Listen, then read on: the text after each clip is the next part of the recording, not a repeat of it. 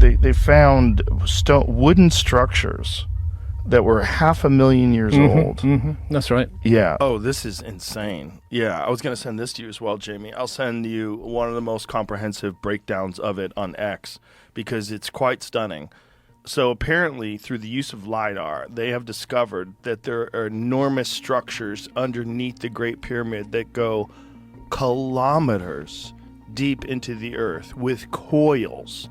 So enormous pillars, and then these coils. They don't understand what it is because they're just looking at LiDAR images. But whatever this is a uniform structure. There's several pillars, and all of this is like very, very, very weird. Yeah, it's 600 meters descending down those cylinders, and then there's more stuff below it, and then there's additional structures inside of it. Yeah, that was crazy. It's really crazy. There's a guy, Jay Anderson, and he did a breakdown of it. Maybe this would be good. We could play this. It makes a little more sense when someone's explaining it to you. Well, yeah, I mean, we need somebody that's an expert here, not me and you. Zawi Hawass, by the way, has said it's nonsense.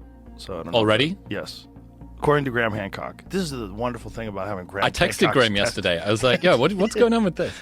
Yeah, so click on that and go full screen, please.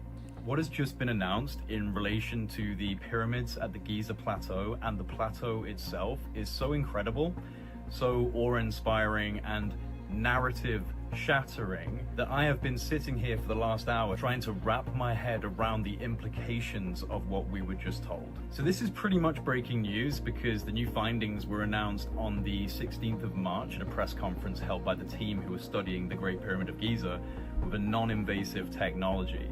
It was first developed by Filippo Bionde and Corrado Malanga called synthetic aperture radar Doppler tomography. Fuck, that's a this mouthful. was used to explore the internal Chiropractor structure talk. of the Great Pyramid of Giza.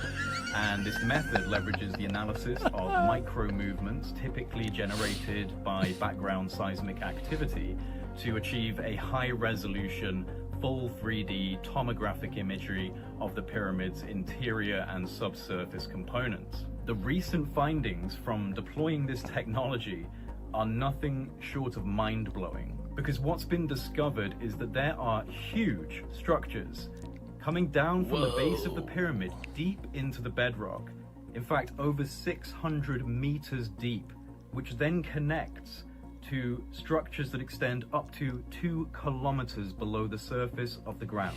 2 kilometers. Massive internal structures connected to the base of the pyramid and extending deep, deep down. This is what we know so far. What does your friend think about it? Which friend? The one that you said it's bullshit. Oh, that's not my friend. That's Zawi Hawass. Okay. Zawi Hawass is the head of antiquities in Egypt. He's like the head guy that talks to the archaeologists and gives the official narrative. In the past, he's been extremely hostile to Graham Hancock, but Graham Hancock and him have now become friends. Oh, yes. I do they're know this guy. Coordinating. Graham is a lovely guy. The people that like are enemies with him just need to get to know him and hang out with him. He's a genuine, real human being who's trying to find the truth. This is very wild, right? Because that's what is that? Well, half a million years ago is pre-anatomically modern humans. Right. The earliest example of anatomically modern humans so far found is about 300,000 years, and that's from Morocco. But there's a new thinking going on now. What about the Neanderthals, who we know that anatomically modern humans interbred with? Maybe the Neanderthals are just another anatomically modern human form. Maybe they're not. They're not a different species. They're Homo neanderthalensis as opposed to Homo sapiens. But maybe it was all one, and there were different forms of human beings at that time. If in that case, these wooden structures would fit within the Neanderthal time frame. This is that same culture, Jamie, that Brian was telling us buried their dead in a very sophisticated way, where they had to crawl through these cave No, Brian was talking about Homo naledi. I think this is Homo naledi. This is from I think South that's Africa? what they're talking about. I believe that's what they were talking about. Wooden structure from Zambia. Homo naledi is in South Africa, and it is fascinating. And Lee Berger, who I mentioned to you, a species similar to Homo naledi. Yeah. Homo. How do you say that word? Homo naledi. No, the other one. Homo heidelbergensis. Heidelberg. Some remains found near Heidelberg in Germany. Basically. So this is what it says. We don't know exactly what species made the structure, but Homo, how do you say it again? Homo heidelbergensis. Heidelbergensis, or a species similar to Homo naledi. Might be candidates. Yeah. Yes. Interesting. So Homo naledi is interesting. That's the result of a National Geographic explorer in residence called Lee Berger. And he, as you discussed with Brian, we won't go over it again, but he found evidence of deliberate burial in a very complicated, difficult cave system, which you can hardly access. Yeah. And of course, immediately this was published, and it was published in a Netflix documentary. The archaeological establishment descended on him like a ton of bricks and tried to find all kinds of reasons why it couldn't possibly be deliberate burial. Whereas I think it would be much more interesting if archaeology tried to, first of all, look at all kinds of reasons why it could be deliberate burial, because that opens many doors, whereas saying, no, it's impossible, just closes all the doors. Well, what are the alternative explanations for why they had mass burial sites inside of a cave? They fell there. Something like that. All of them? Yeah, all Over of them. many and years? somehow buried themselves under the topsoil, and then left engravings on the cave walls, which are very, very similar to engravings that we find in the caves of France, for example. Well, it does make sense, though, that ancient human species would slowly learn the things that we learned.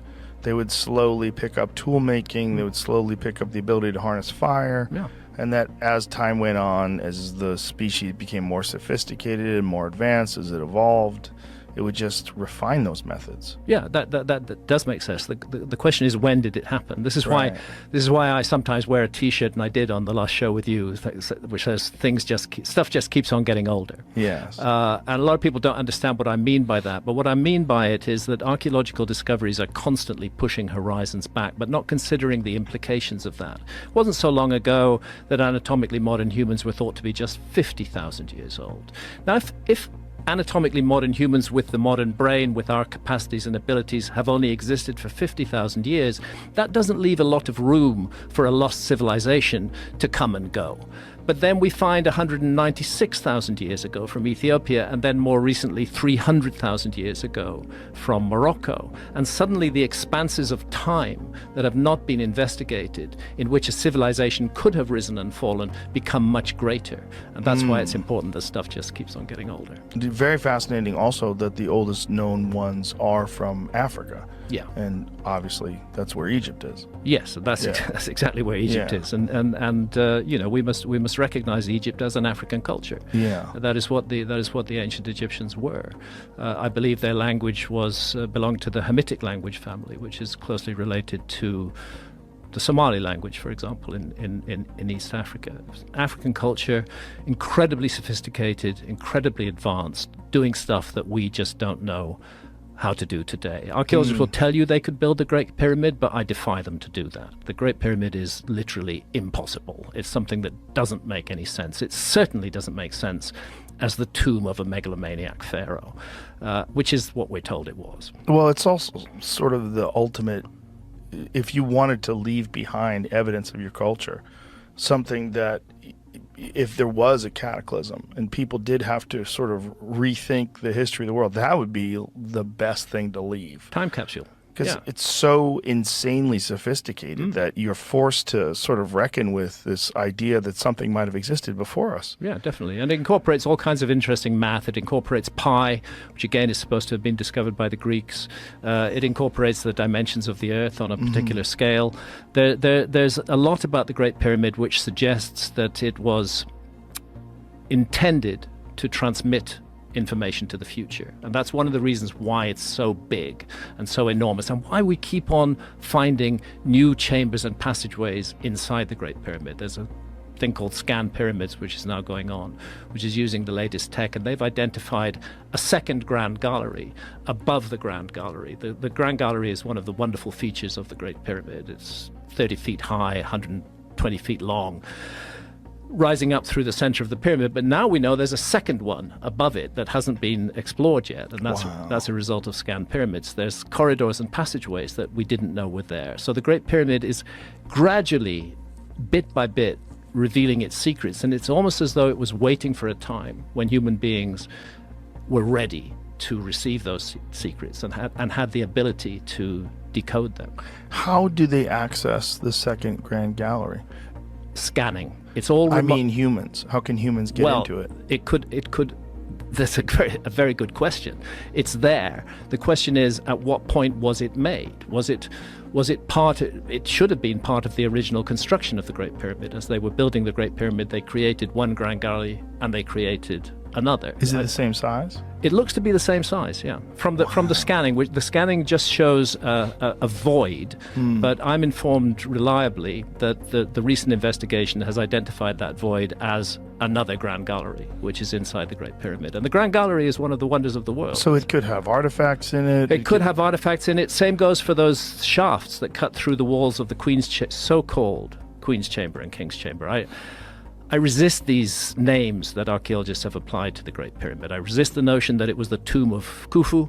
I resist the notion that the subterranean chamber, which is 100 feet vertically beneath